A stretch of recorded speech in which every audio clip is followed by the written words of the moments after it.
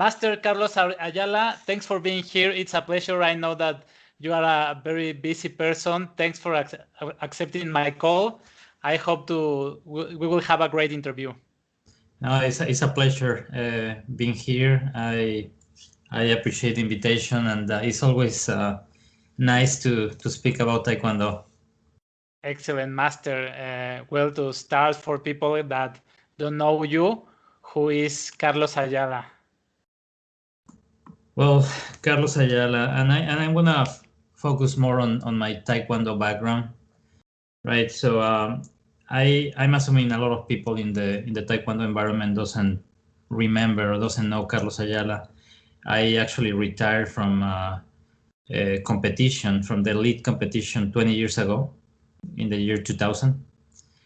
So it's been a long time, 20 years, and but I was part of the national team, the Mexican national team, for 8 years, from 1993 to 2000. I participated in multiple international competitions representing Mexico, World Championships. I was bronze medalist in New York in 1993. World Cups. Probably my biggest achievement in Taekwondo was the gold medal in World Cup in Brazil in 1996. I won the Pan American Games in Mar del Plata, 95, and so on. Probably those are the major achievements in my career. So, but I started to practice Taekwondo when I was a little kid, when I was 6 years old. And I practiced all the way through my way to the national team when I got there at the age of 18. And after I retired from competition, I decided to follow a different path, more a professional career. I'm an industrial engineer, and I like to travel. I like to know different cultures. So I actually moved to France. I studied my grad school there. I got 2 master's degrees in France and started working there. And so I lived in France 7 years. Then I moved to Switzerland 3 years, and I've been living in the US for the last 10 years. So basically after 2000, the last 20 years I've been outside of Mexico. Great experience, a little bit far from Taekwondo, but I've been following always a little in distance Taekwondo in Mexico. Amazing. And you plan to establish there on the United States, or you want to continue traveling? Well, even here in the United States, I lived 7 years in Minnesota, Minneapolis, Minnesota, up north in the Midwest. And then I've been here in Texas for the last 3 years. And really, I know, you know, when you're in a professional career, I'm in supply chain, normally you move around with the company. So I'm planning to, try to settle down as much as possible here in Texas. I have 2 daughters, 2 beautiful daughters. They starting to grow up, so they are 3 and 4. So right now we can still probably relocate, but we never know. When you start getting into, probably middle school, high school, it's more difficult to move with kids. So probably if we move again, it's probably going to be in the next 5-6 years. After that, I would like to really to settle down somewhere. Probably back to Mexico. Who knows? Okay, good. And you follow Taekwondo, but you don't go and practice to a dojang or something like that? Yeah, I haven't really practiced regularly in a few years, and it's because my job. I'm in supply chain, so I travel a lot. I probably travel 50% of the time, so it's difficult to practice regularly when you're all the time on the road. But that's also why I started to run. Run is a sport that you can do everywhere, and since I like challenges, I started to run marathons. I went a long distance, so.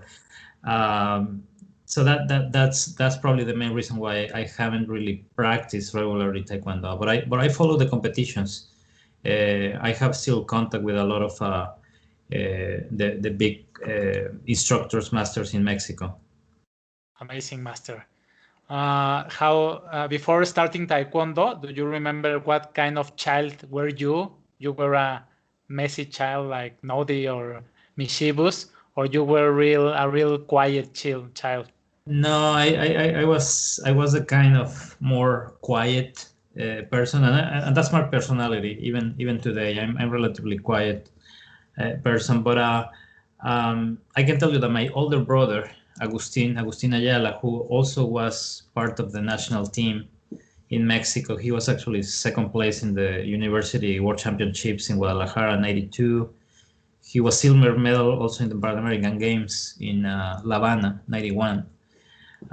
He was the hyperactive, the messy guy at home, and that was the reason why my parents decided to take him to Taekwondo. So really, a discipline where he can channel his energy and basically not being annoying everyone at home.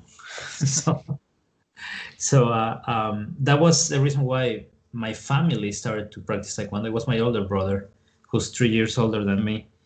And then he was like 7 when he started. So I didn't start immediately with him.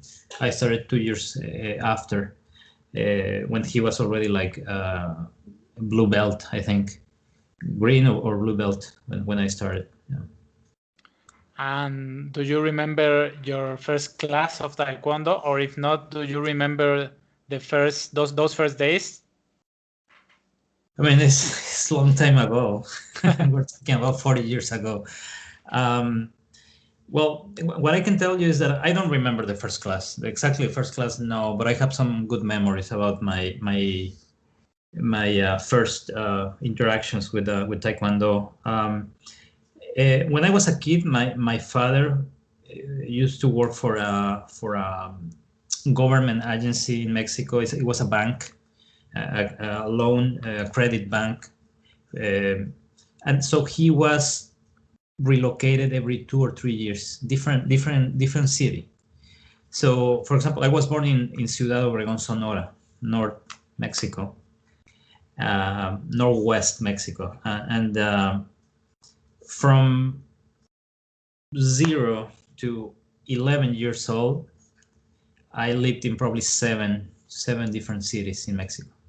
So I lived in Saltillo, Coahuila. I lived in Ciudad Victoria, Tamaulipas, in Mérida, Yucatan, in Querétaro, Mexico City twice, and then we ended up moving to Guadalajara, where we really established. And it's what I told you before.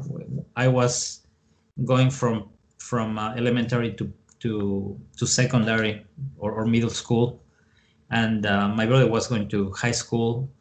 When my father was relocated again, my father said, you can stay there and I will be traveling back and forth. So it's kind of the same that I explained before. At some point you need to settle down somewhere. But to my point is that I started Taekwondo when I was in Ciudad Victoria, Tamaulipas, under Grandmaster Moritz von Nacher. You know, the three brothers von Nacher. But after 1 year and a half, we moved to Mexico City, and I was there with Grandmaster Rogelio Avila. Wow. And then after moved to Guadalajara and joined Grandmaster Ramiro Guzman. So I remember my first classes in Ciudad Victoria, Tamaulipas, with Moritz, and Moritz was the type of, I'm talking about really 40 years ago. Everything was sparring. There was not much about Pumse. It was sparring. So it was fun.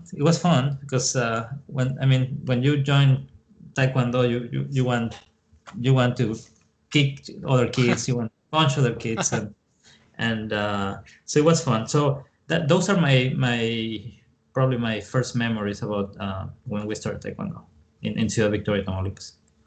Amazing. And as you started in focusing on sparring, you started in competition as you started your road in Taekwondo?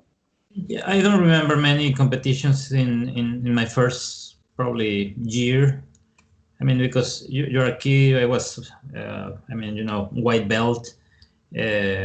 But we had some competitions. Really, when I remember competitions, it was when I was in Mexico City, and I was already blue and then red belt, and it's when you really start to get into competitions. I remember, I mean, I was still 9, 10 years old, and I remember very good kids there in Mexico City in the local competitions. I didn't necessarily win every competition I participated in. So I remember some of those competitions. I remember I had two other kids at the same school. We used to win all the time, and sometimes it was him, sometimes it was me, sometimes was the other one who won, because we were in the same weight class. So it was very interesting. I remember those times very well. Those guys didn't make it through the national team later for some reason, right? There's many kids very talented in Mexico that for some reason they stop practicing at some point when they are teenagers, and it's a shame because there's a lot of talent. So probably a message for people that are listening to this interview is there's always a time when you're a teenager where you get bored. Taekwondo, you don't want to practice, you get a little bit rebel, you want to go out with friends, you want to probably some people start drinking, you probably start driving, and you lose interest, but you need to hang on practicing Taekwondo. It's a great discipline, and if you go through that period of time, you will see that the result, the benefit of this going through those years will be great, because you learn a lot from Taekwondo. You learn respect, you learn discipline, something that you are not necessarily looking for when you're a teenager, right? You actually want the opposite. So I mean, for those who are listening, try to hang on practicing the Taekwondo, because you won't be disappointed. Amazing. And I guess as you mentioned it, you have that period of time where you were starting to look other things. What made you stick to Taekwondo? My mother, my parents. So we had my mother was very strict at home, very, very strict at home. Now that I'm a father, it was crazy. I can tell you, it was limiting getting to the crazy side, because my brothers and I, my siblings and I, we were always the first in the class at school, and we were always good at sports. We practiced a lot of sports when we were kids, and I mean, my mother, especially my mother, because my father was working, traveling all the time. Even if he was especially the weekends, he was always supporting us in every game, in any tournament, he was there. But the one that really, the discipline at home was my mother. And for example, when we got our notes from school, in Mexico, you from 0 to 10 at school, and we get 10, 10, 10, 10, and 9. She was not happy with us. She was not happy. We got all 10s and 1 9. She was not happy at all. So the same with sports. Same with sports. I mean, she knew we had some, skills. We were talented, and if at some point we didn't want to practice, or we were not doing it with our 100%, she was not happy, and she always let us know about that. So I would say that looking for the excellence, that was something that at home we're always taught about. So you never talked with her about quitting or something like that? It was not possible, or?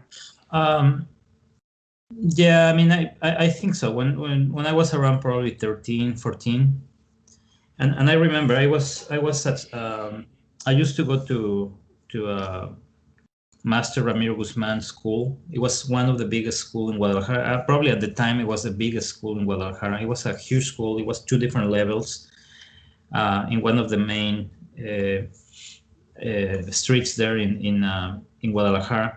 And just next to his school, there was a gymnastics school. So my mother actually got us into gymnastics. So we used to go to Taekwondo, and after that, after Taekwondo class, we go to gymnastics, and it was a great experience, right? I mean, gymnastics is an excellent complement to Taekwondo. You get flexibility, you get to do many things with your body, control your body, and so I actually was liking much more gymnastics than Taekwondo at that age. It was more fun for me at that age. So at some point, I didn't want to go to Taekwondo, and I skipped the class in Taekwondo and actually go to gymnastics to get double class.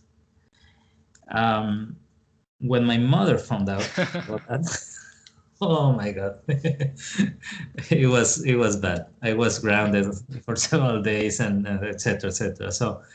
So she basically made sure that I was going back to my class in Taekwondo. But probably that's the only time that I remember that I wanted to basically to quit, at least temporarily, Taekwondo. Great. And did you have a moment where you stopped practicing other sports to start to focus on your Taekwondo? Yeah, I did.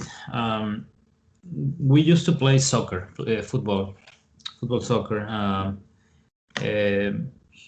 Actually, I say we because it was my brothers and me. When we lived in Mexico City, just before moving to Guadalajara, we were actually in the Mexican Federation of Football school in Mexico City.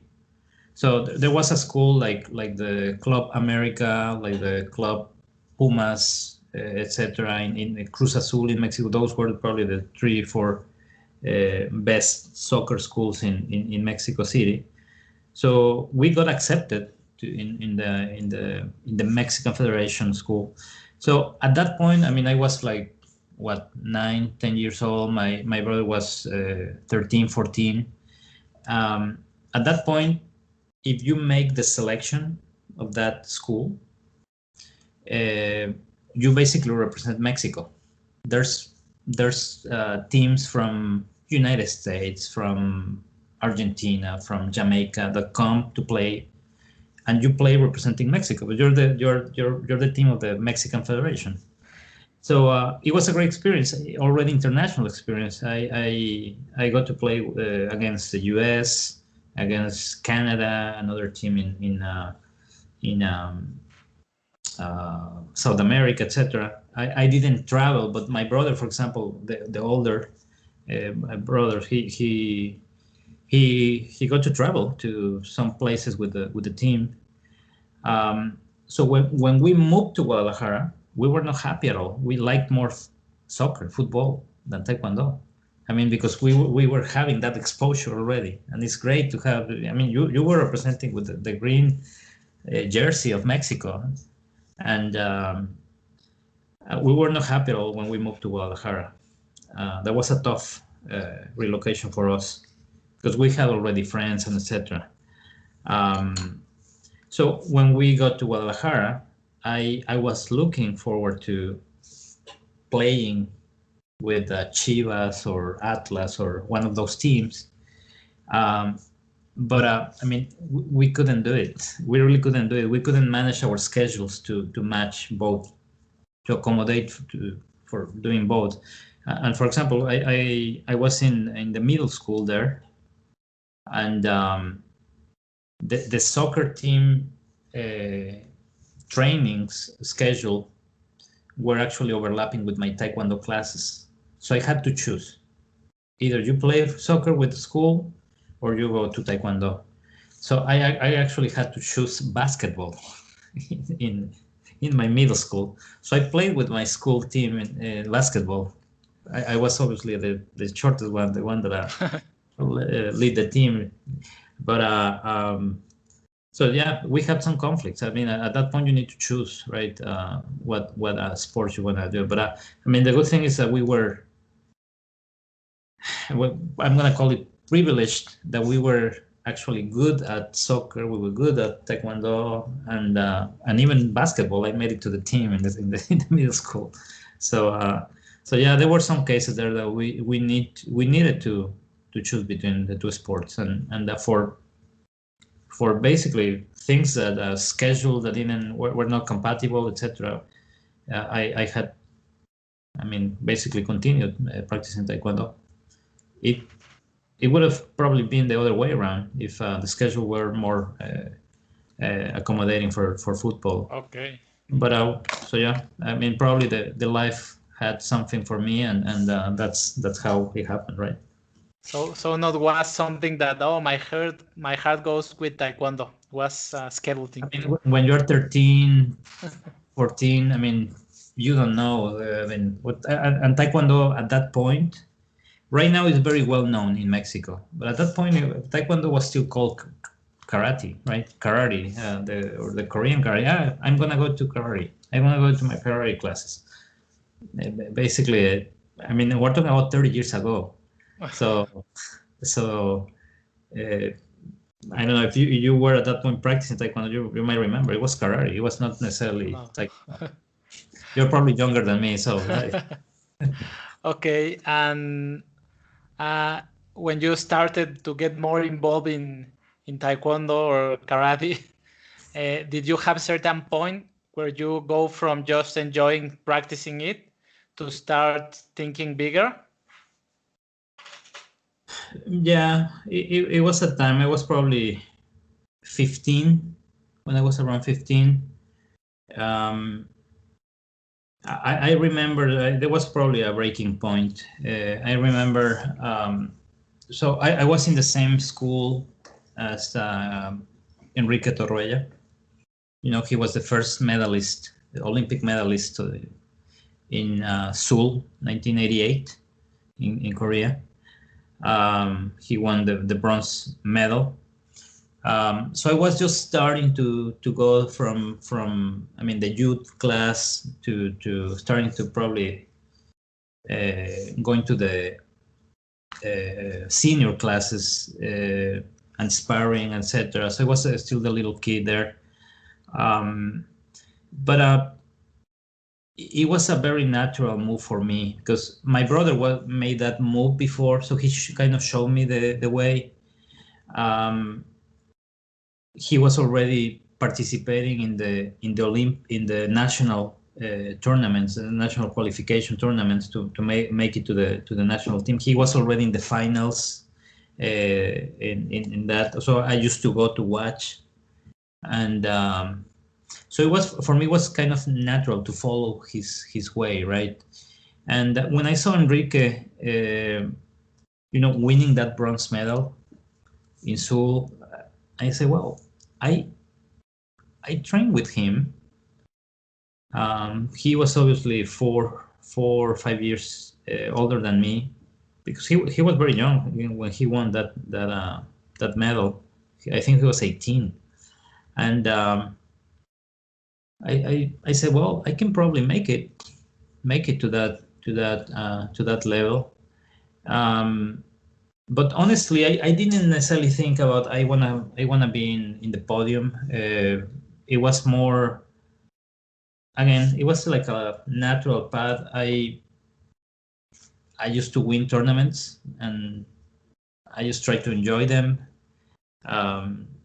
There was not necessarily much pressure for my parents. My parents were strict, but when it comes to tournaments, I mean, if you give your best at the tournament, they were happy, right? Obviously, they wanted me to win, and honestly, they were used to us winning. It's probably, now that you look at it and a little bit take a step back and say, it was not easy, because I was winning when I was child when I was in the youth team, and then I started to win even when moving to the senior category. So for me, it was kind of a normal stuff, and I don't want to come across too arrogant, but that was the case, right? It was kind of natural for. So that's probably when I started to think I can make it. I can make it when I was around 15 years old. Good. And once you passed that point, how was the process to be a national team member? Well, at that point I was, starting high school. All my high school was, study and then train in the afternoon and nights. And I had the chance. I was really lucky to have Agustin Ayala and Enrique Torroella in my same school, kind of the same weight class. Enrique was fin weight, Agustin was flyweight, I was fin weight. So I was basically training with the best. Well, Enrique and Agustin, they went to the national team, and I had other people there, and well, Grandmaster Ramiro Guzman is, he was probably one of the best instructors in the country. So I was lucky that I had really good examples in front of me, again showing me the way. I actually, the first time I participated in a senior national selection tournament, I won it, and I think I was 17, and it was in Guadalajara. And I mean, I don't know if people who will watch this video would remember anyone, but that tournament actually was I don't even remember the reason, but it was all the results were canceled, everything. So just after the tournament, they repeated after that in Mexico City. In that tournament, you might remember this name, Cesar Rodriguez. Yeah. Cesar Rodriguez was, I think, 2 times silver world championship medalist. It was kind of before Enrique Torroella, Cesar Rodriguez, and the next one was Enrique Torroella. And then for a moment was another guy called Juan Jose Leal, and then it was my time. We had always in the national selection tournaments, we had always 2 people qualifying for the national team, A and B. So it was he and me, or me and he. So you don't fight the final. You didn't find the final at that point. But that the results were canceled. I don't even remember why, but I was very happy. Blah, blah. But I actually broke one of my toes in that tournament, and so they actually repeated that tournament 2 weeks after. So I was not able to train anything. I wasn't able to even to walk properly. So I didn't train those 2 weeks, and I went to the next tournament in 2 weeks after, and you do the draw, and the first fight was against Cesar Rodriguez. So, and I lost to him. I lost 1-0. It was very, very close fight, but he was still one of the best in the country at that point. I did a good fight, but I lost to him. So that's the story of my first selection tournament. I actually officially lost the first fight to Cesar Rodriguez. So that's when I was 17. My second tournament, actually, the selection tournament, was the year after, and I won it. It was in 1993. Actually 92. I don't remember but I won the next one. But Enrique, for some reason, had retired, and I made it to the team with another guy called Carlos Moreno Dodoli. You probably remember. He was a bronze medalist in the university championship in Guadalajara in '92. He's one of my best friends now, but at that point we were rivals. And so I made it to the team. So again, there was a process where I lost, right? But I got my opportunity to win relatively quickly. I was just barely 18, and I was in the team. So and I made the A team. Typically, the normal process. So I was kind of a little lucky because it was a change of generation. Enrique was leaving the team. Juan Jose Leal made it to the Pan American Championship in '92. But then I actually beat him in the national in '93. So he didn't make it to the team. So I beat him in the semifinal. And so it was again Carlos Dodoli and myself. The two of us were new in the team, and I was the A team. He was the B team. So it was the first, he was the second. Normally, when you make it to the team, you make it to the B team, right? The second one. You're like kind of the one that is helping the other one to train and etc. So I was lucky enough that when I made it to the team, I was straight to the first team, the A team, and then I made it to the World Championships in New York in 1993, and I won bronze medal there.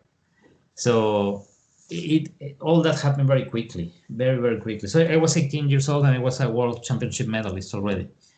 And so great experience. Again, these are things that in the moment you don't think about, but now when you take a step back and you look back and you say, wow, it was a kind of lucky, kind of probably luck. If Enrique had stayed 2 more years, I would have made it to the B team, just behind him probably. But that's how life. There was the opportunity, and I took it. That World Championships in New York was your first experience abroad, or you have another experience? International tournament. Well, I had some dual meets with US and before, but that was really my first international experience. So it was very, I'm gonna say, the tournament was in the Madison Square Garden. It's a great venue. A lot of lights. At that point, the Americans are very good at preparing the show, right? So they were already, now you see 20 years later in the tournaments, the big screens and the presenter saying Carlos Ayala in the semifinal. At that point, you go to international tournaments and you didn't have really that. In New York, it happened. You had the big screens and etc. So it was already a show, and so I was very, very nervous in that tournament. But I made it to the semifinal. It was against Gergely Salim. He was the Olympic champion in Barcelona in 1992, 1 year before in the Olympics. So I was against the Olympic champion in semifinal, and I did a great fight. We were 3-3 in the third round, and my coach, Master Hong, told me, attack. He told me after, if you needed to attack because you were tied against the Olympic champion, you will never get the decision. And I actually attacked, and he actually countered me with and we ended up 4-3. But it was a great experience.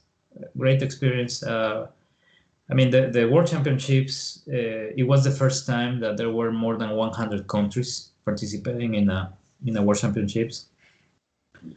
It was, I had three or four fights before the semifinal.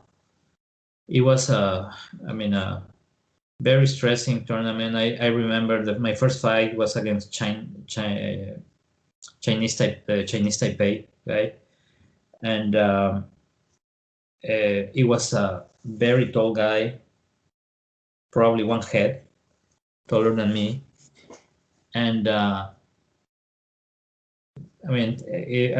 stress on me didn't allow me even to move my legs. That was the first fight. I couldn't move. What happened is that again, lucky me, that the guy in front of me was the same. Was in the same. He was also new, relatively new, and he was like this. So round one, round two, we probably kicked once or twice. In the third round, Master Hong told me, "Are you gonna wake up or not?" He really spoke to me really strong, and so I had to go out there, and I said, "Who cares? I mean, it's my," and I ended up winning that fight, but it was 1-0. It was a very close fight. But it's crazy how the pressure on you. It's like if I have really my legs hanging or carrying stones or rocks on my feet. It was crazy. I didn't feel like I could kick. But it was again a great experience. I think everyone would feel that type of situation once in their life, right? It was a big stressful situation for me, big venue, my first international tournament. Even if I had a lot of tournaments as a kid, as a junior, it's not the same, right? When you're in front of all the people, and I had a big guy in front of me, but great experience, and World Championship bronze medalist at 18 was a outstanding outcome. And what do you, or your environment, your parents or your coach, what does your environment did to help you not to lose the ground? It's a great question. You know what, I think that type of education comes from home, comes from your family. We were educated to respect where you are coming from, to respect other people, to understand that we never felt really more than others, even if you probably sometimes you could feel that you are more skilled, talented than other people, but we were educated in a way that we could always keep the feet on earth, and it was probably more that education from home. It's really what it comes down to. Because I can understand. I was part of a generation of people that we got used to win in that generation. That's a generation where we actually won the first place for the first time. Someone beat Korea in a world tournament, in the World Cup in 1996. So it was in a team with great names: Ruben Palafox, Rafael Zúñiga, Víctor Estrada, Williams de Jesus, among others. So the whole team, the prior year in Pan American Games in Mar del Plata, we won. I think was 5 out of the 8 weight classes. And women was the same. We won first place in women and men's teams. So we started to get used to win. Something that I mean, Mexico has always been, one of the top countries, right? In particular in the continent and in the world as well. But there's always one or two that used to win medal, right? It's always one or two medals in world championships. At that point, we were winning 4 or 5, and even the Central American Games in '93 in Puerto Rico, I think we got 15 medals out of the 16 categories women and men combined. So that's something that it was never seen before.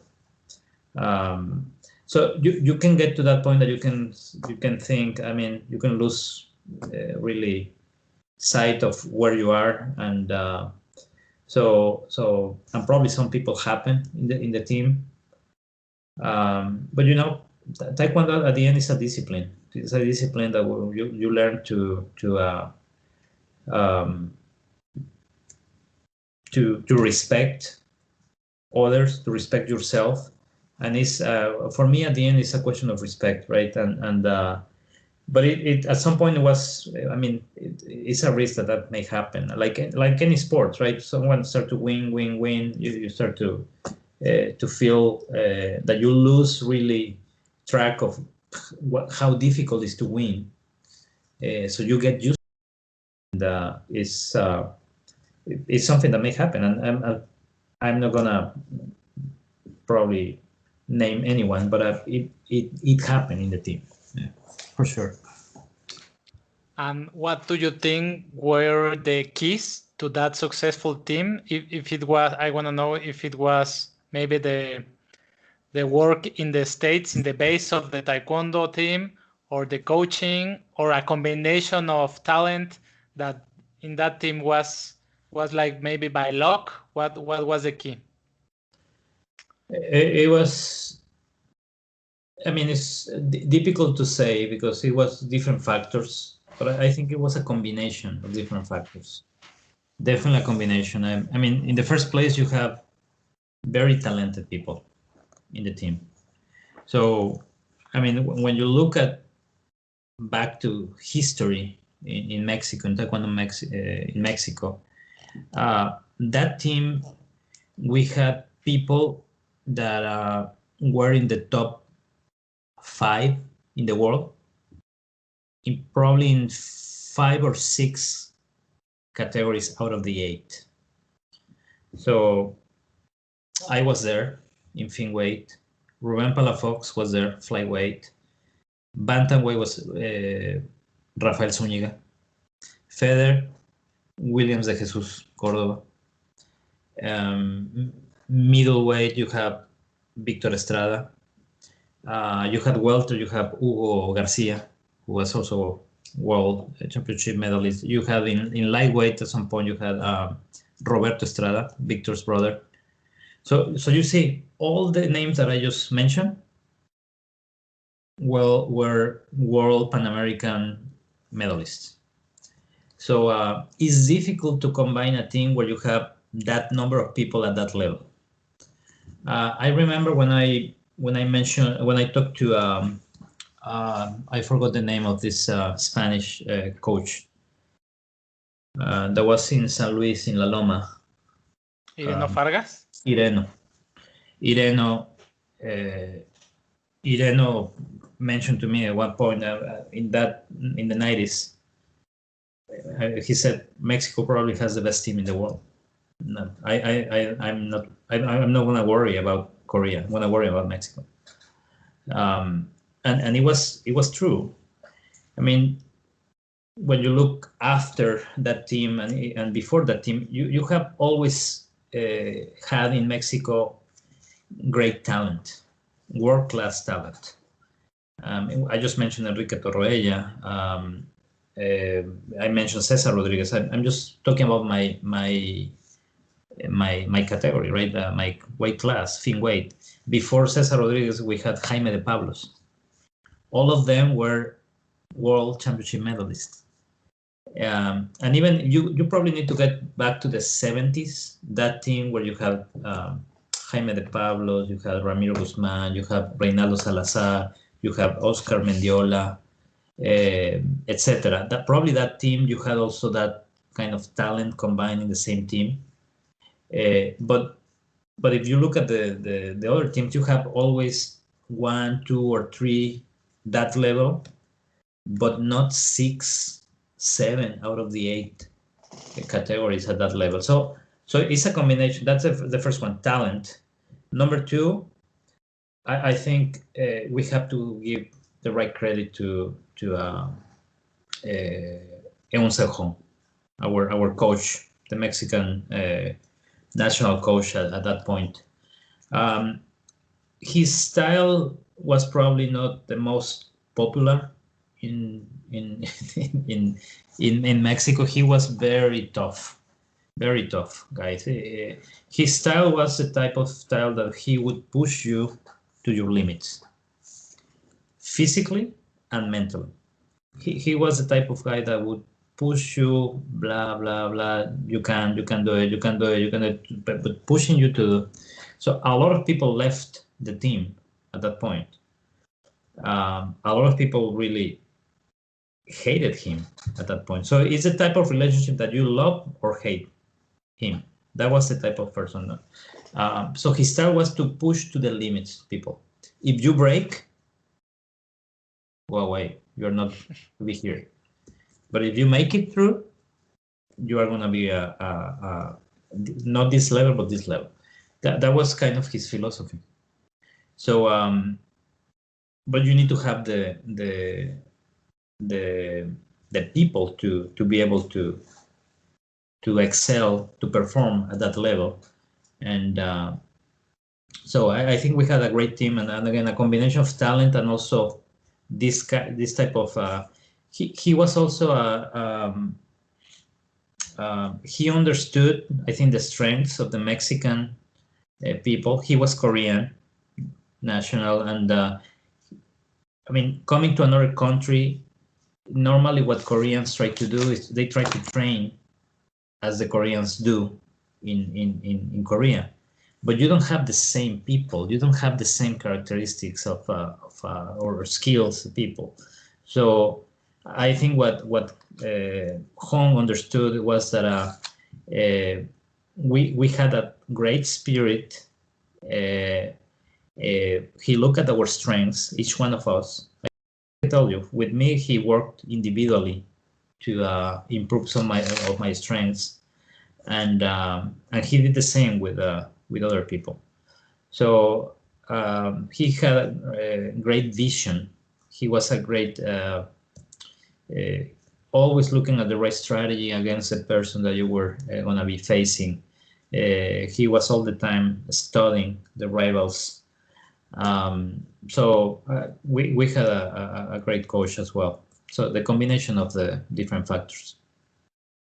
Amazing. And can you tell us about that 1996 World Cup, about the process, the previous? How did you feel, or how all the team felt before the competition, during the preparation, and on the day of the competition?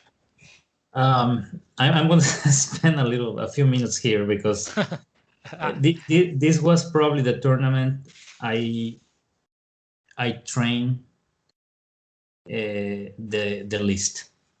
My preparation was not good for that tournament, and I'm going to explain why. I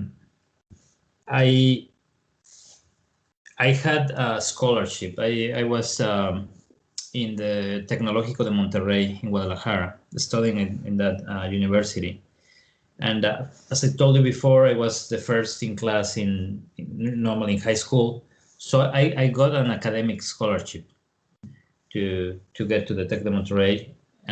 It was 90% scholarship. So, you know, Tec de Monterrey is one of the most expensive. It's one of the best, but one of the most expensive universities in Mexico. I mean, I'm coming from a middle class family. I don't know if my parents would been able to pay the Tec de Monterrey. So getting that scholarship gave me the opportunity to get into a great education in Mexico. So when I got to the team in '93, at that point, you couldn't study and train. When you make it to the national team, you need to go to the Olympic Center in Mexico City. You need to basically live there, eat there, sleep there, eat, train, sleep. That was your day. There's no time for studying. So you are a full-time sports player, right? In this case, so I had to leave to stop my education for 1 semester, actually 2 semesters. So I went to Mexico City. I went to the World Championships. I went to the Central American Games in Puerto Rico in '93. So after that year out, I had to come back. So to come back to school, otherwise I would lose my scholarship. So I had permission because I mean I was in the elite sports in Mexico to live 1 year. After a year, I had to come back. So that next semester, I didn't participate in. I mean, I didn't make the team. I didn't come back to the Olympic Center, and that was when the World Cup in Cayman Islands happened. So I didn't go to that tournament because I was back in school, and then. So I was back 1 semester, and then I asked for permission again to go to the Olympic Center. So I made it to the team again. I won the national tournament, and I participated in Mar del Plata, the Pan American Games. I won, and then I went to the World Championships in the Philippines in '95, and I actually lost in quarterfinals against Chin Sente, one of the best Koreans in my category. Actually, the whole time he won 3 times the World Championships, and it was a very close fight, very close fight, and so I was very disappointed because I thought myself that I won the fight. I mean, it was very close, and against a Korean in World Championships. At that time, it was very difficult to win a fight because there was all the referee system was made out of the Koreans. So you needed to beat the Koreans very clearly in order to get the decision. So it was very close fight. So I was very disappointed. And then the next semester, when it was going to be the World Championships in Brazil, I had to come back to school. So Hong told me, "Hey, you need to go to the World Cup." I mean, he told me, "You were this close to beat one of the best Koreans in that category in the history." He said, "You were this close. You can beat him." And then I told him, well, I don't need to beat him because after the tournament, Chin Sente sat down with me and told me, "Carlos, I can't make the weight anymore. I feel too weak. I'm gonna actually go to flyweight." And he told me, "You're the next world champion." He told me that like that. So I was feeling great, right? This guy that was already a star is telling me, you are my successor, basically. What he told me, and I don't know if he was trying to make me feel okay or not, but what happened is that Master Hong told me, I mean, you need to make the team, and so what happened is the national qualification tournament was in March. The World Cup was in May. So I started school in January. January to March, I went to school. I went to the national. I won it. So I made the team, and I told Master Hong, I can go to the Olympic Center. I can't. Otherwise I'm gonna lose my scholarship. If you're gonna pay me the rest of my education, I will go. But I can tell it's very expensive. So what I did, Luis, was a crazy thing. In the Tec de Monterrey, you choose your credits. So you choose your subjects and then your credits. And typically you go, it's 3 hours a week. So typically you go Monday, Wednesday, and Fridays 1 hour, or Tuesday and Thursdays 1 hour and a half each. So 3 hours a week. So I chose all my credits Tuesday and Thursday.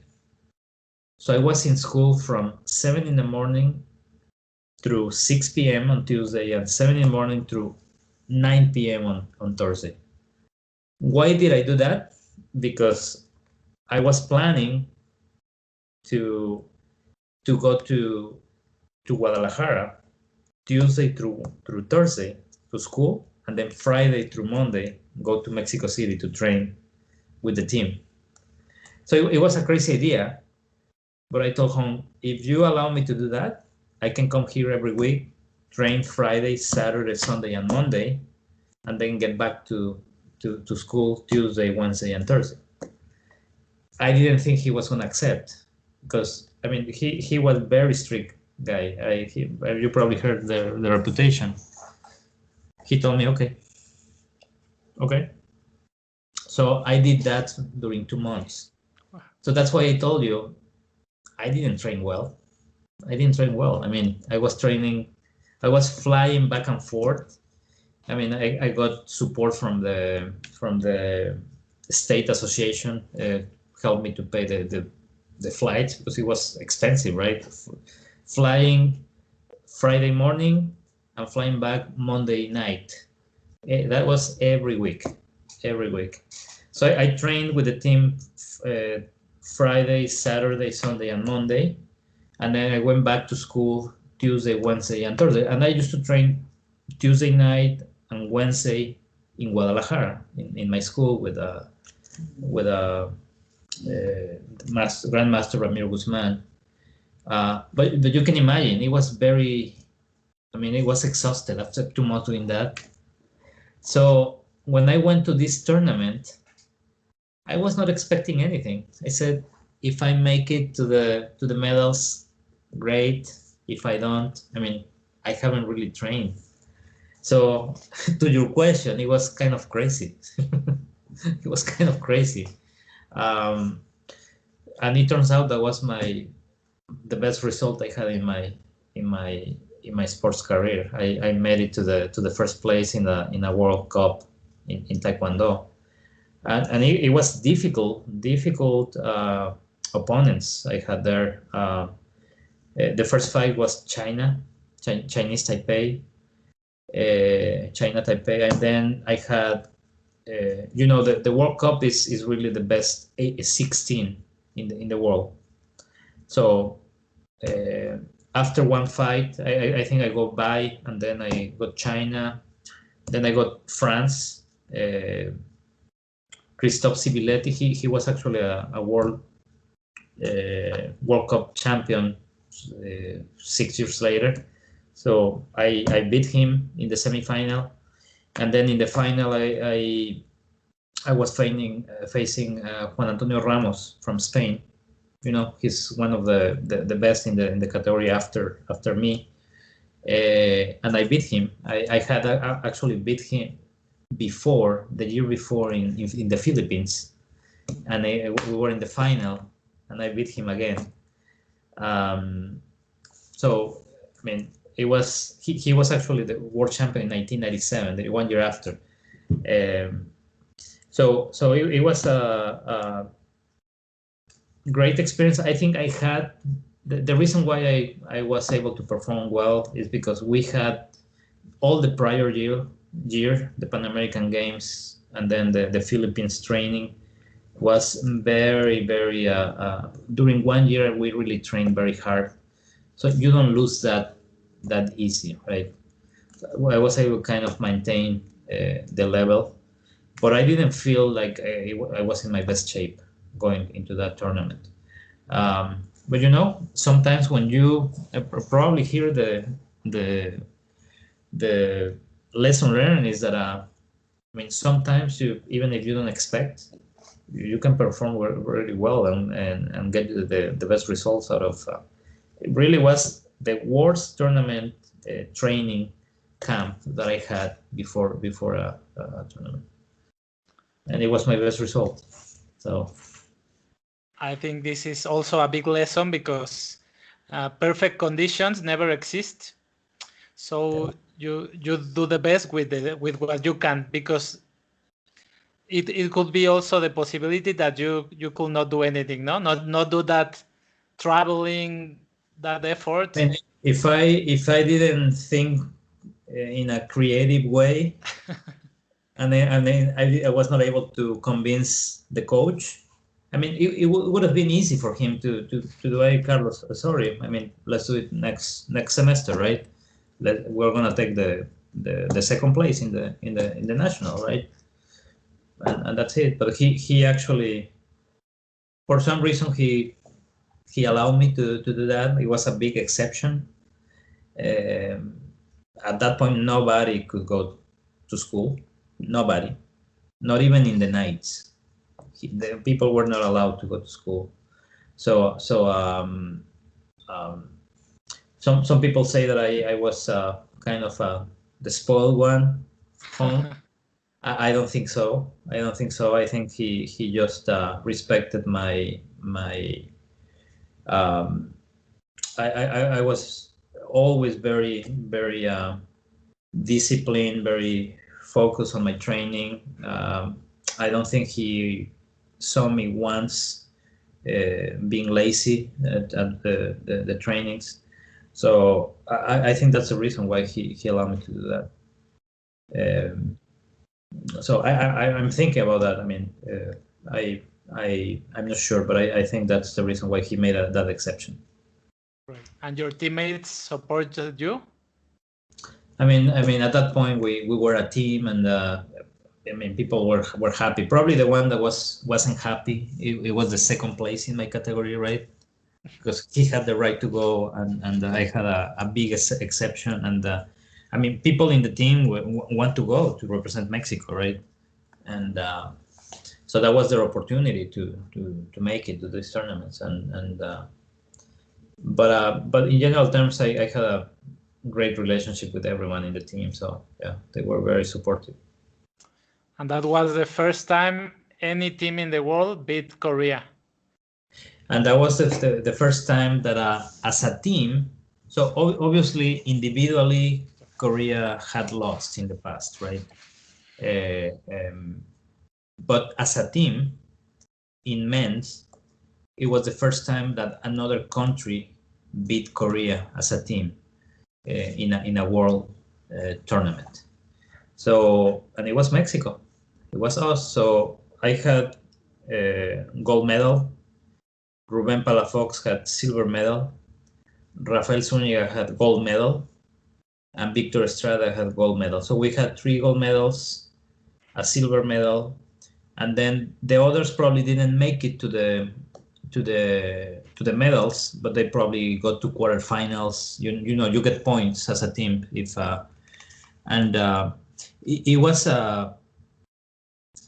probably in a present context. Korea now in many tournaments probably is not necessarily winning, but at that point was impossible, Luis. Believe me, it was impossible. If you won, the referees made you lose. It was impossible to beat Korea in men's. I can tell you when the tournament finalized, there were a lot of people talking before the awarding ceremony. Talking, and then you saw the Koreans like swearing and blah blah blah blah blah blah. So what's going on? We didn't know. We didn't know we won at that point. But then one of the Mexican delegates came and say, I think we won the first place. And the thing is, Korea won three gold medals as well. 3 gold medals and I think a bronze medal. But so the difference made it the other people that didn't make it to the medals, but advanced to quarterfinals, etc. So they were trying to make the counts again and again and again, the summing up, etc. So there was like half an hour of discussion there. The president of the Mexican Federation was there, and finally there was no way for them to get it. But they tried. I mean, people that were there representing Mexico in the discussion, they said that they were trying to basically steal the result because they didn't believe that could be possible. So it was a great achievement. Probably now in current context, it's difficult to think about that. But at that point, I can tell you it was impossible that Korea loses a tournament, a world tournament in men's. So it was great. I mean, it was great achievement. The first time that Korea lost the first place in a world tournament. What do you think as a coach, Master Enchuk do to make you not be afraid of Korea or to think that you can beat them? You know what? I was never afraid of Korea. So you have respect. You respect them. But I think something that helped a lot. It was the training camps that we had in Korea.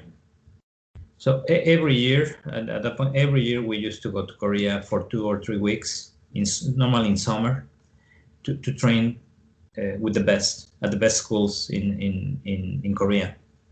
So, for example, this guy that I mentioned, Shin Sen-tae, I used to train with him during those 2 weeks or 2 or 3 weeks. I mean every day, and we could see that they hit you, you hit them, and I mean they are very good.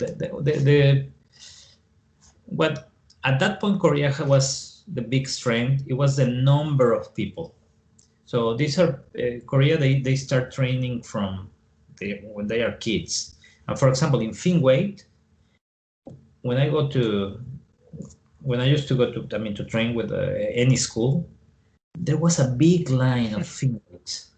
Holy shit! I mean, I have to sorry about my swearing, but it was really one after other, and it was a question of pride. You didn't want them to kick your ass, and it was really that. So I think that mentally make you, respect them because they were technically very good. I mean, being a champion of Korea was a great thing. Again, I don't know now, but at that point, if you had the first 3 Koreans going to the World Championships, probably 2 of them make them to the medals, right? So they had 2, 3, 4 people in every weight class. In particular, the smaller weight classes, right? The lighter. So I think probably that helped with the mentality. I mean, not to fear Korea, right? I mean, you can make it. You can beat them. So I think that helped. And the other piece, and I can tell you, the Koreans are very, I'm gonna say, nationalist. So, for example, Master Hong, he was Korean. You can feel when Korea is fighting against other country, they are always with Korea, right? And even if they are fighting against Mexico, I mean, he was with Mexico, but if Korea made it, he was kind of happy because it was his country, right? When I fought against Korea, I really felt that he believed that I could beat them. So I made him believe that I could beat their own country, right? And that was something that gave me a lot of confidence, right? That I convinced my own coach that I have enough what it takes to beat Korea, which is considered the best, at that point was considered by far the best country in Taekwondo in the world. So probably that helped as well to get that confidence. Amazing. And you didn't prolong your career a lot. You to focus on your professional career. Why you decided it?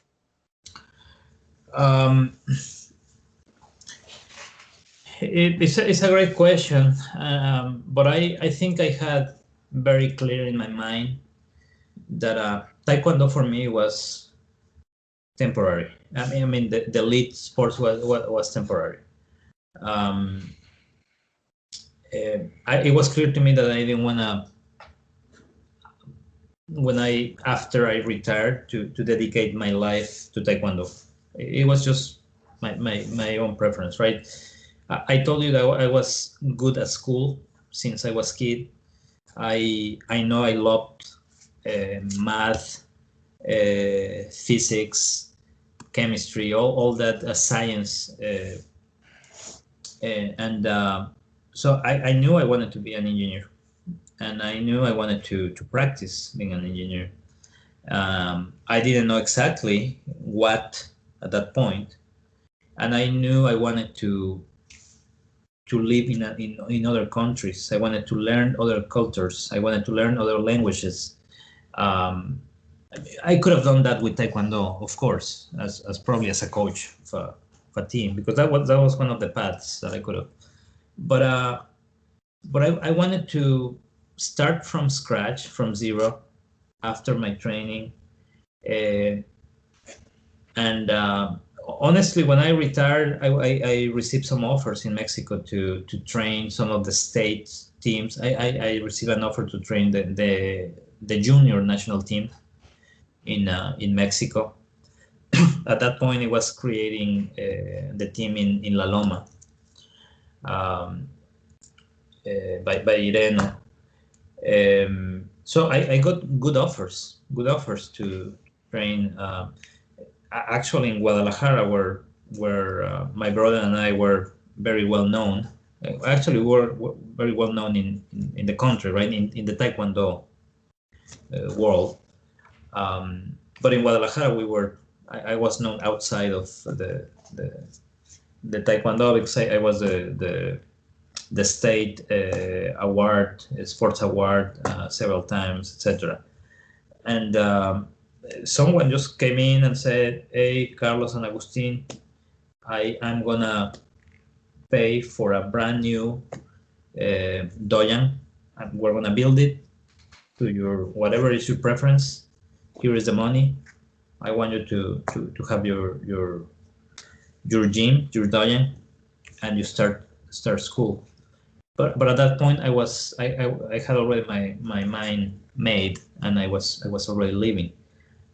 So we had great opportunities, to my point, to stay, at least myself, stay in Mexico and probably dedicate my life to Taekwondo. Just it was clear to me that I wanted to do something else.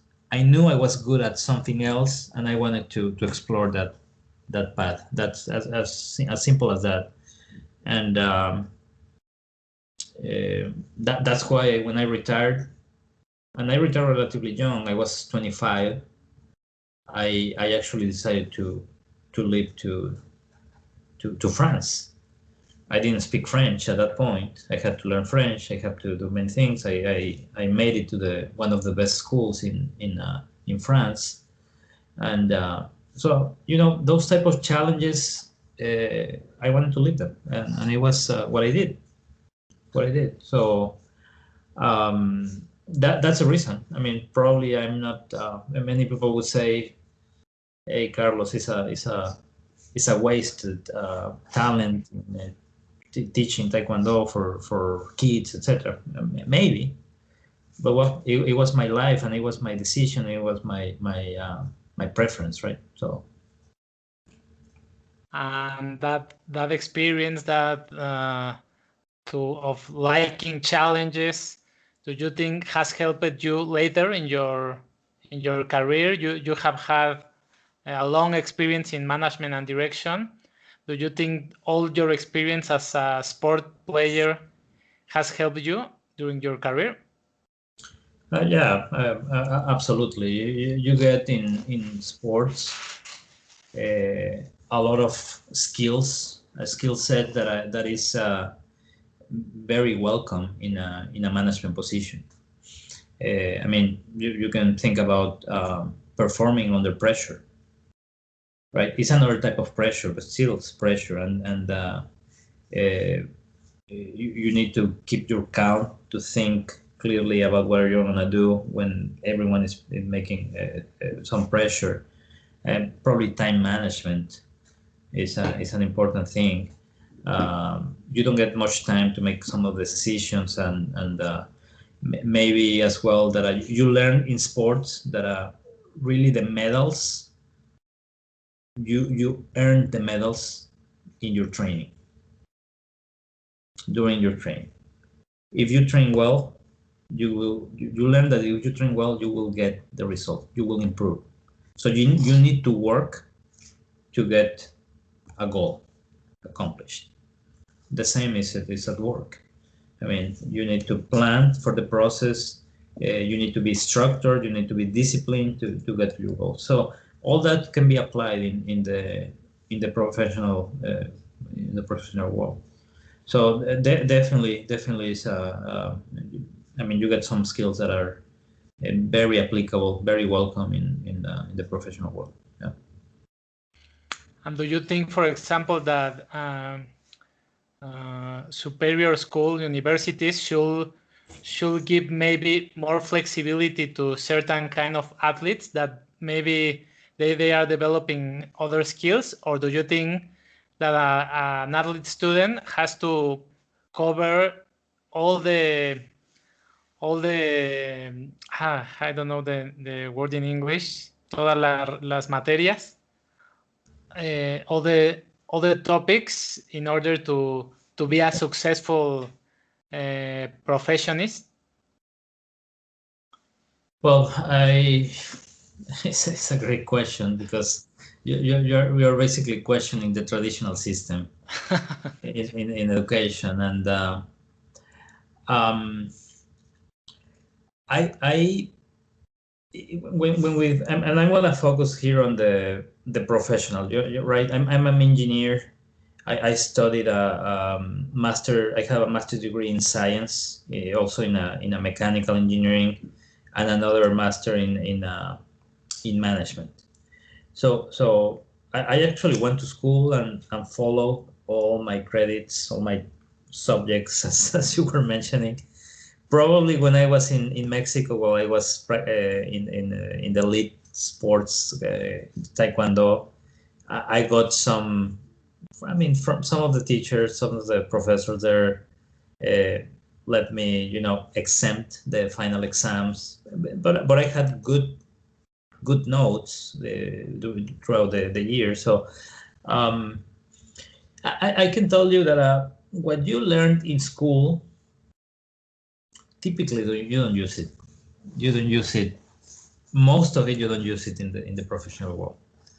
You really need to learn where to find the information, because if you need it, you get back to the book, you go back and you apply it. So you need to learn more the process to solve problems. You need to learn more that piece, and that can be learned in practice. So to your question, the sports practice, sports tournament, the sports training can help you to learn those type of skills, to get those type of skill set. Yes. Now, I think it has to be a balance, right? Because um, so I mean, you're asking a tough question, and I haven't really thought enough about it. But I think the traditional system is definitely, in my opinion, obsolete somehow. So I mean, we're seeing in this pandemic right now. I mean, the schools are falling apart when they are not able to have the kids present. And I mean, I've been working from home the last year, and for me it's the same because I've been doing this for years. When I travel, I told you that I travel a lot. What do? I work remotely. I have my office. Well, my office is empty, or used to be empty 3 weeks in the month because I'm not working from there. So I've been basically doing what I'm doing right now, working from home for years. And you can excel in your performance working from home as long as you are disciplined. Again, some of the skills that I mentioned before, you need to be disciplined, you need to be organized, you need to really separate personal from professional. You need to be very clear on that. So as long as you have those skills, I think you can front, and those type of things you can learn them in sports, as I mentioned before. Not everything. I think it's a portion of some meat in the classes that you need to learn. Sometimes you learn more from experiences from your professors at the university than really what the theory that they are teaching you, right?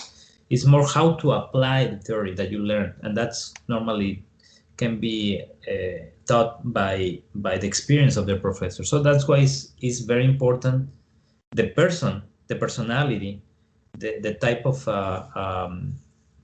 approach in education, more than necessarily the system to repeat the theory. So that's my opinion. But again, I would need to think probably more about it to have just something that I came up right now in my mind. But that's what I think is probably the system is a little obsolete, and I know the schools are trying to change, and I think this pandemic will change the education system. Yeah, I think so. And according to what you say, also for me, you mentioned something very important, that you have to have professionals teaching you with experience outside, because a big problem here in Mexico is that sometimes at universities you have people specialized in teaching one subject. Yep, that's true, and it's only the theory again.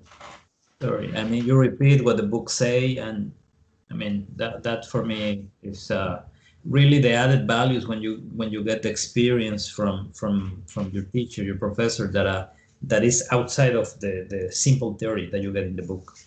So I agree with you. So Amazing. And how do you a little advice that you can give us to about time management? How do you manage your day? well, time management is something difficult to really to learn, especially when you're I mean, especially when you're working from home, or when you're working, where you're traveling, and many people might feel identified with what I'm saying right now during the pandemic, because I mean the companies are kind of forced to allow people to work from home, and they are realizing that it's not that bad, that actually the performance can be there, as long as I mentioned before, can be organization, can be discipline, you can really put a limit, a separation between your personal and your professional life. So time management is part of that. I think it's really important that you feel that you're working. For example, wake up early as if you are going to the office, take a shower. I mean, you can have your shirt, your tie, and then your shorts is fine. As long as you show well on screen. But you need to feel that you are working, right? If you are working in your pajamas, I mean, it's kind of not giving the right. It's my opinion that you need to be very disciplined in that way. Really, um, um, for me, what works for me, Luis, is that I have. If you look at my schedule, I have meetings all day long. People schedule meetings on my calendar all day long. So what works well for me is that I block the first hour in the morning. So I usually start at 7. I like to start early. 7 to 8, I go through all my emails. I go through all the things that I need to do in the day. So I plan my day. That hour in the morning is very important for me. It's a plan of my day. Uh, Look at my prioritization, my priorities what I need to accomplish in the day, and I don't normally I don't try not to stop if I don't finish my priorities. And then I mean some days I work long hours, some days is not. I can leave early as long as I finish what I plan for. There's always room for making changes during the day because there's some things that come up during the day that you need to resolve. But I think it's very important that you organize your day, allow for some changes, some flexibility in your calendar, but try to be organized. Be clear what you are going to accomplish in the day. For me, it's clear in your time management, because if you go in the day and you just do whatever it comes, I mean, at the end you can, especially when you're working from home, you can keep working longer and longer and longer, or not accomplishing what you needed, etc. So I think that's important. Being organized, disciplined, and set your priorities every day. Great. You mentioned it early in the interview to us about why you started running marathons. Can you tell us a little about that part of your life? It's a totally different sport of Taekwondo, probably different abilities needed. Why do you practice it, and what do you enjoy of it? Well, you can imagine when you are training 7-8 hours a day, it becomes your life. I mean, during those 8 years that I practiced at the elite level, Taekwondo was my life. I mean, really training. I mean, I was all the time. You probably can see that I like to be strategic. So it was the same. I was thinking all the time Taekwondo. I was thinking all the time how I'm gonna beat my rival. How I can do, if he's gonna come here, what I'm gonna do, and I try to train that. It was all the time like that. So you become. I mean, it becomes part of yourself. It was my life during that period of my life. So I decided to overnight retire, and then leave completely that environment, and not only leave that, leave the country. Go to another country where you don't speak the language, etc. So and I was doing what I wanted to do, but leaving the Taekwondo left kind of a void in me. So that adrenaline, all that thing, challenge yourself. I mean, going to school to learn French, going to the one of the best or more difficult schools in France was a great challenge, right? And that I wanted to accomplish. I always want to set goals, challenging goals, push myself, but that sports, that physically challenging, training until you are really exhausted, that piece, I miss it. I missed it. It was there was literally, it was a void in me that I couldn't fill with. So when and in France, I was still practicing Taekwondo, I can tell you. I actually gave some seminars once in a while. I actually made some money maybe giving seminars in France. And when I was in Switzerland, I actually trained with the Swiss team for some time. So my first 10 years after retiring, I kind of stayed active. When I got back to the US and really started to travel a lot, I I said to myself, I need to do some, and I started to put on some weight as well. So, I mean, I've always been very thin, but and I started to, I mean, not really fat, but you can feel you're putting on some weight. Say, I need to do something, and I say a friend of mine told me, hey, why don't you start running? I said, well, running is boring, right? Just running, but boring. And well, but he convinced me, and I started to run with him. I joined a running club. Was probably the best decision I made in the last 10 years, because I joined a group of people where they taught me really the science behind running. So it's not when you understand how your body works, how your body adapts. And I knew it because I practiced Taekwondo. Your body does the same. It started to adapt to the higher. But running was for everyone, basically. You can run. You're basically competing with yourself when you run. And well, you by now you know me that I need to challenge myself. So I decided to go to the marathon, go directly to the marathon. So that's how I decided to train for a marathon. And I loved it, Luis, because it's a process. Training for a marathon, you need to really follow a training plan for 4 to 5 months minimum. And you're getting better. Your body starts to adapt. You're running 5 miles, 7 miles, 10 miles, 12 miles in your. So it's incredible how the human body adapts to. At the beginning, I said I'm not able to run 10K. I mean, how I'm gonna run 25K? How I'm gonna run? I mean, it's your body gets to it as you start training. And there's a lot of science as well behind the marathon. You need to fuel yourself. You need to eat because you don't have enough energy to complete a marathon if you don't fuel yourself, if you don't eat or drink calories. So there's a science as well how to fuel your body during the run. So for me, it started to get fascinating, the long distance running. So I decided to run my first marathon in 2012, and after that I run until now nine full marathons, and I was supposed to run London Marathon this year, but well, with the pandemic, it got canceled.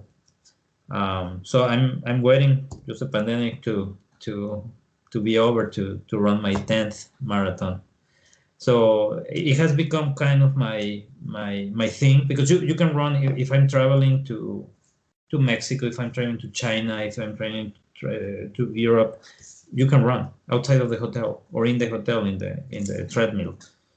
You can run anywhere. What you need is just a pair of shoes. So that's my Amazing. experience with running. Great. Well, now I'm gonna do some questions that I make to every one of our interviewees. Is there a book that you've given most as a gift, and why? If not, what are 1 to 3 books that have influenced your life more? I have to be honest, I don't read much.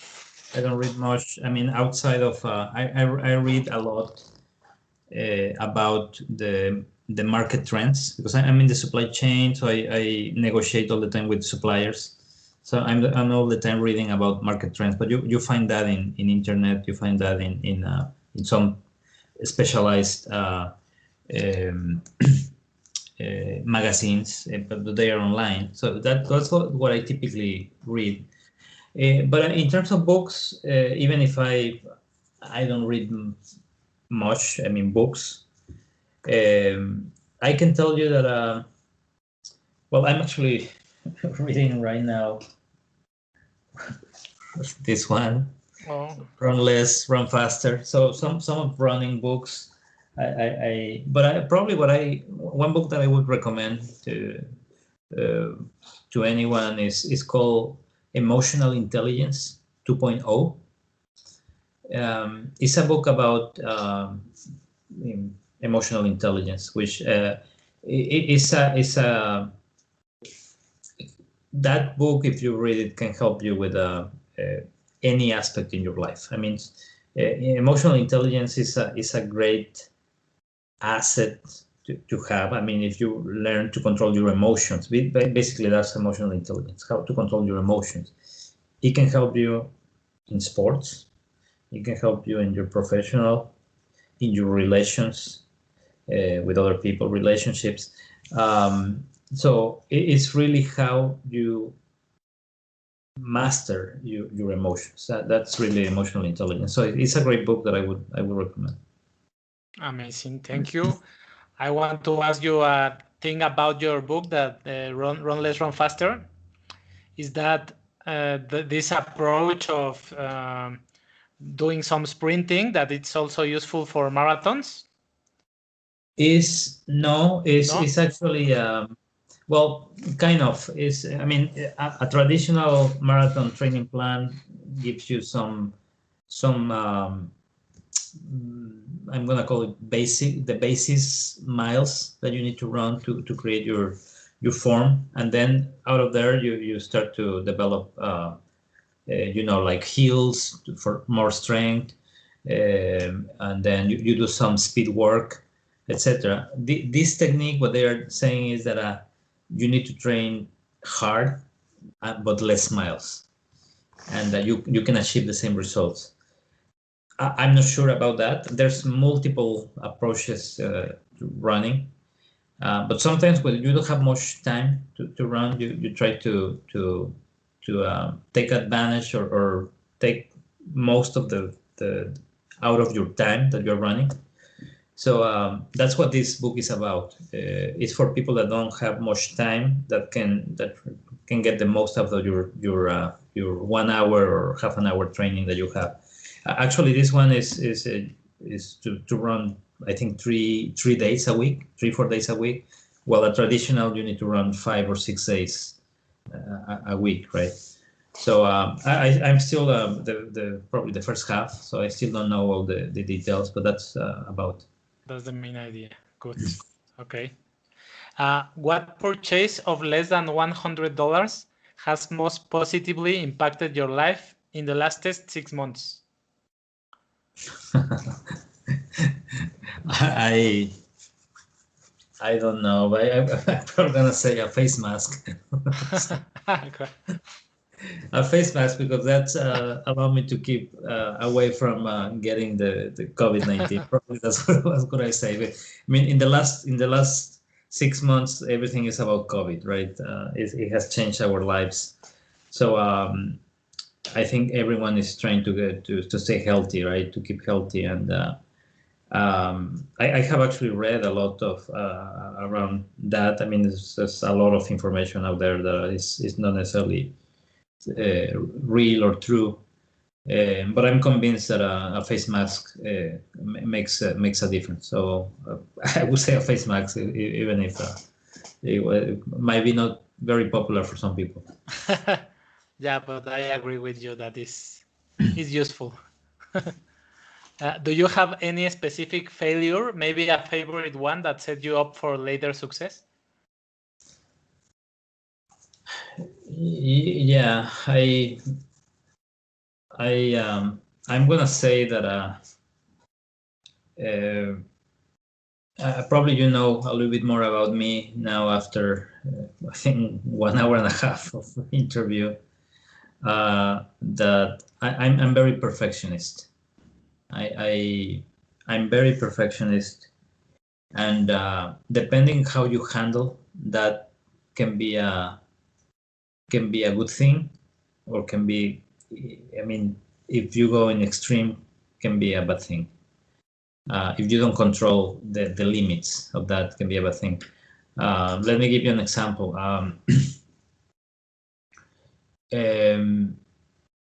When you're gonna turn, when you're gonna submit, let's say a report to my supervisor at work. Probably if you do that report well enough to achieve the purpose of that report, provide information he needs or she needs, dedicating, let's say, 1 hour to the report, that would be enough to accomplish the purpose well. Sometimes if I try to make it perfect, I would spend 2 hours or 3 hours preparing the report, and the report was going to be very nice, prepared with a lot of information, but probably is too much for the purpose of what is the person that was asking for that report was needing. So you're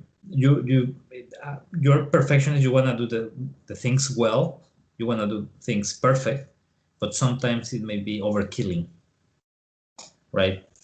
It can be too much, and you basically lost 2 hours that you could have been dedicated to something else.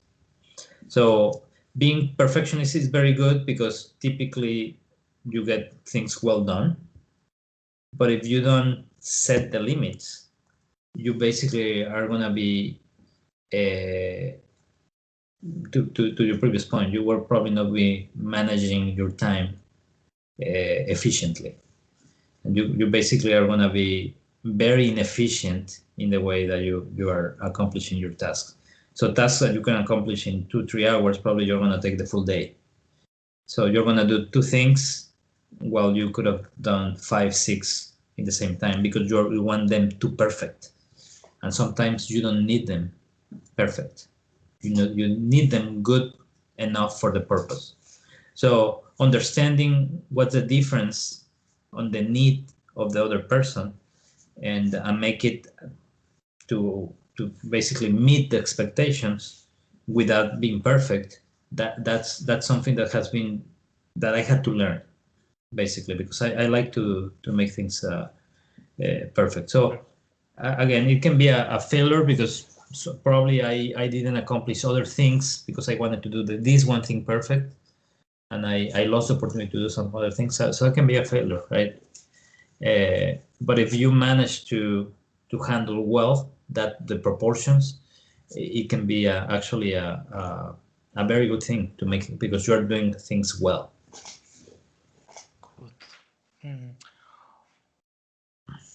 If you could have a gigantic billboard that anybody in the world could see, which message would you put on in? A message for the whole world. I would say there's a message that I like a lot. It says, you are only confined or limited by the walls you build yourself. So your limits, you put them yourself. Great. What is the best investment you've ever made? That's a great question. I actually don't know. Let me think about.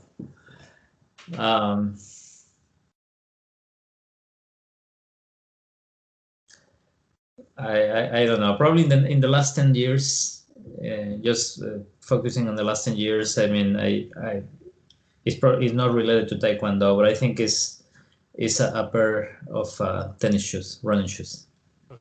Amazing. In the last 2 years, what new behavior, habit, or skill has most improved your life? I'm going to say patience. Patience. I'm a very patient person normally, or I thought I was. For example, my wife is very impatient. She has a lot of qualities, but patience is not one of them. So when you have small kids, you need to be very patient. And when you have a wife that is impatient, you need to be still more patient. So we have a great relationship, but I think I had to learn go beyond of patience in the last probably couple of years, and it's really tied to also the age of our daughters. They were in the last. I mean, they are 3 and 4, so they are in the age that they need a lot of attention. They need a lot of. They are discovering the world, etc. So I have to work on my patience, even if I believed I was very patient before that. I can tell you they took me to my limits as well. So but it's a great experience. I mean, I'm happily married, and I have two beautiful daughters that right now is the most important thing in my life, my family.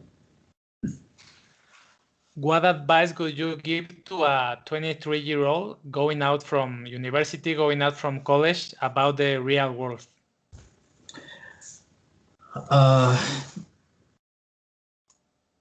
You know what? I'm gonna talk about some of the experiences that I had lately, because I lead a procurement team.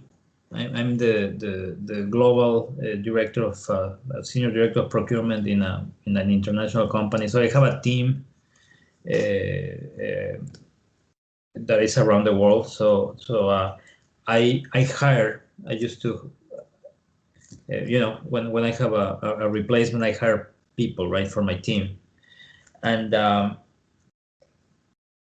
so I have a lot of interviews, for candidates that are looking to join the team, and there's a lot of young people coming out of school, college, university, looking for a job, and I mean, so people that we call now, I think now is a next generation, but we call them millennials, etc. That are, it's a generation of people that are used to exactly being just speaking about patience.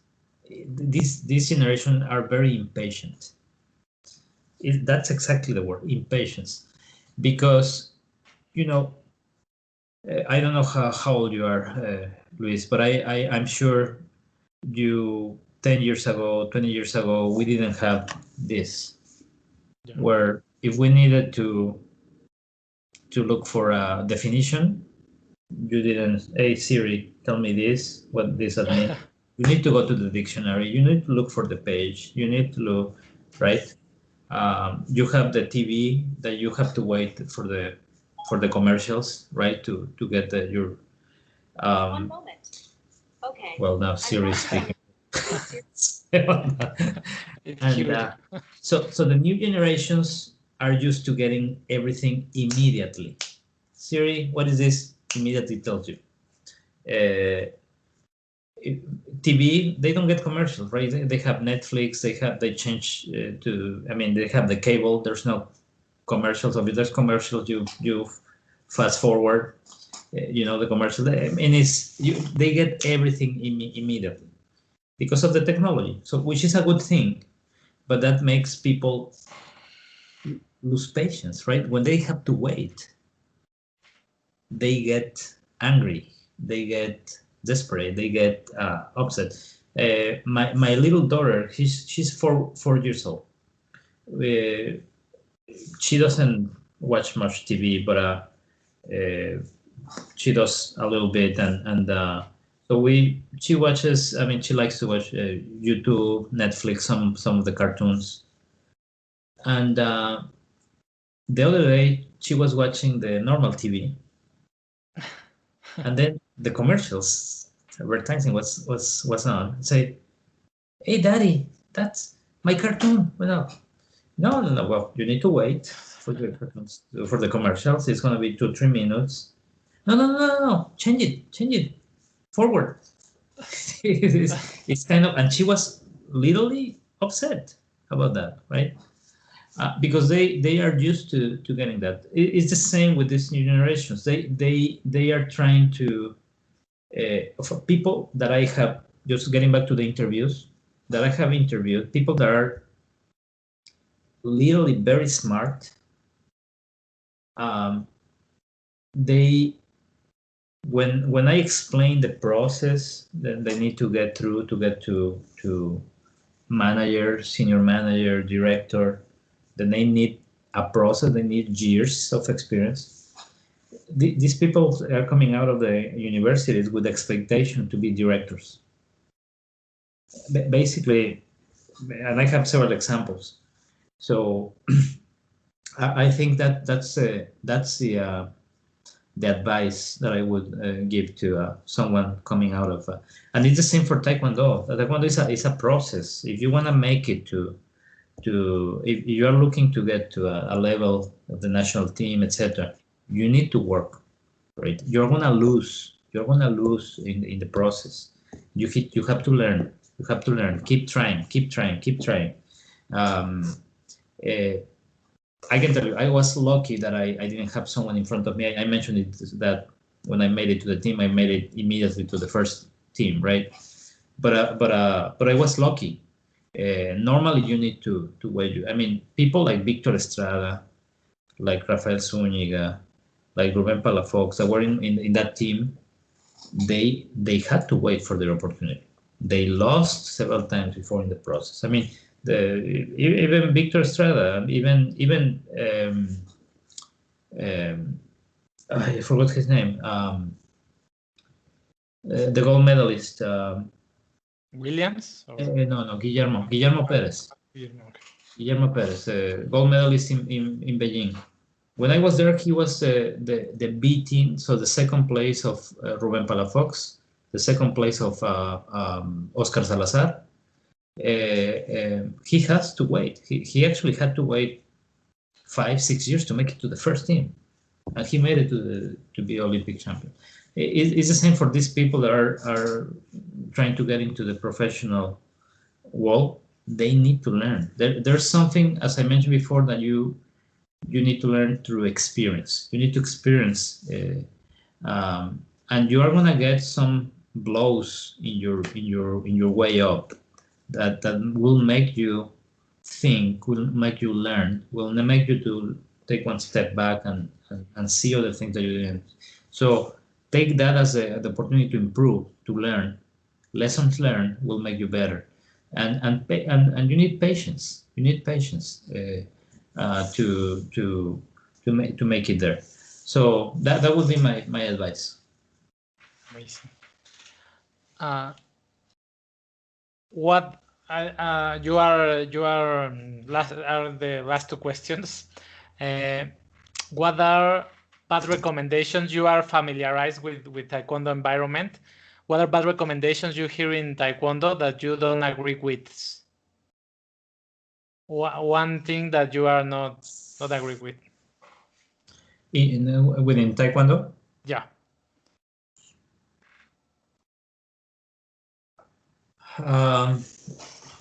Well, that's a difficult question for me, because I have been kind of far from Taekwondo in the last years, right? So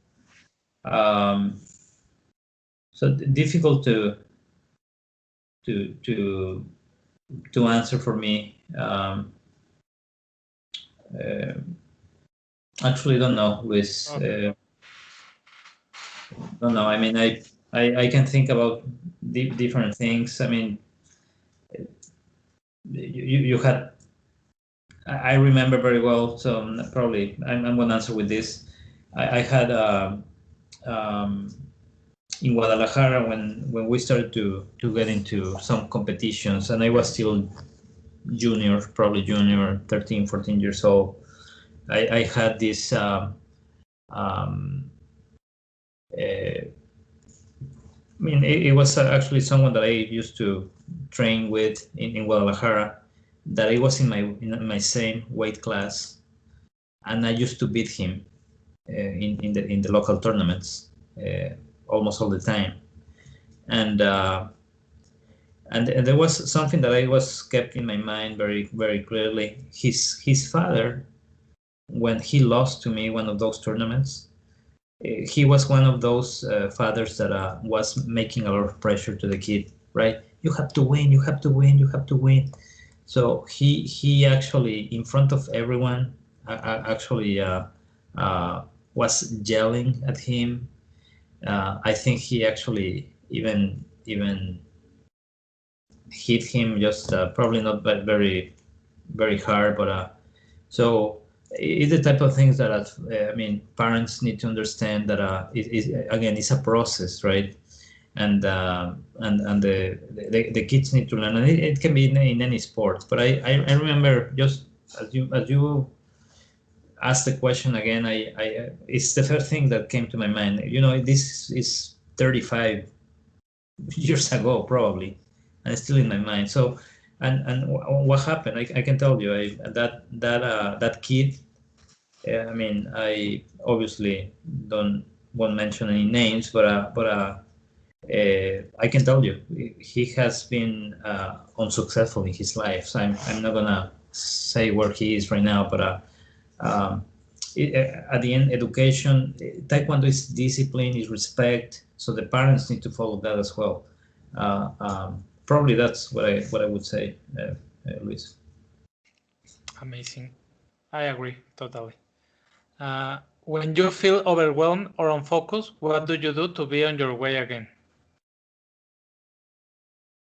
I mean, I'm gonna speak about my last few years. Is really at work, right? Where you can feel overwhelmed, when you have too many things to do, exhausted, and you mentioned on focus. I mean, what I do is if I'm here in front of my computer, and you really need to take a break. You really need to take a break. In the last few months, I've been working all the time from work, not travel. I actually have spent a lot of time in Guadalajara, in Mexico. Right now I'm in Texas, but and my family is there. And we were in a small apartment, and I used to keep one of the rooms for me, and I was there basically from 8 to 5 or 7 to 5 working. So when I feel that I'm really overwhelmed, you need to go back to the sources, as we say. So for me, my sources were just outside of the room. My daughters, playing there with the very simple stuff, the dolls and stuff like that. Spend some time with them, and that was the way for me to calm down, get some energy back, and get back to the issue. Sometimes taking those 5-10 minutes off for me was with my daughters completely changed my spirit. It was enough to get back to work more calm and being more efficient, more effective at work. Good. Well, that was all the questions. I don't know if there's something that I didn't ask you that you want to share. No, I mean, we talk about many things, not necessarily Taekwondo related, many of them. I mean, I have a lot of stories in my career, obviously, but it's already two hours interview, so I think it's enough. I actually think I have shared a lot about me, not only Taekwondo, I think as a person, as many other stuff, my philosophy in life. So it's been a great experience, Luis. Thank you for the interview. It's always good to remember those good times that when I was in the national team, and hopefully this interview can help for people listening to get some learnings, some good advice out of this interview. And I mean, you can share if you want my email with anyone. If anyone wants to write me, anyone listening to this interview, I would be more than happy to answer any other questions. Thank you, Master. We will put your email in the show notes, so everybody that want to contact you can do it. Thanks again. For me was a pleasure. It was a great interview. And I think we perfectly meet the purpose of the show, that is do a useful education resource. I think that's one of the main of purpose. We talk about it, or you talk about it, because learning about people with more experience in Taekwondo, in life, it's always a great tool. And this pandemic and this technology is helping us to achieve it. So thank you very much again. No, thank you, everyone. Bye-bye. Bye.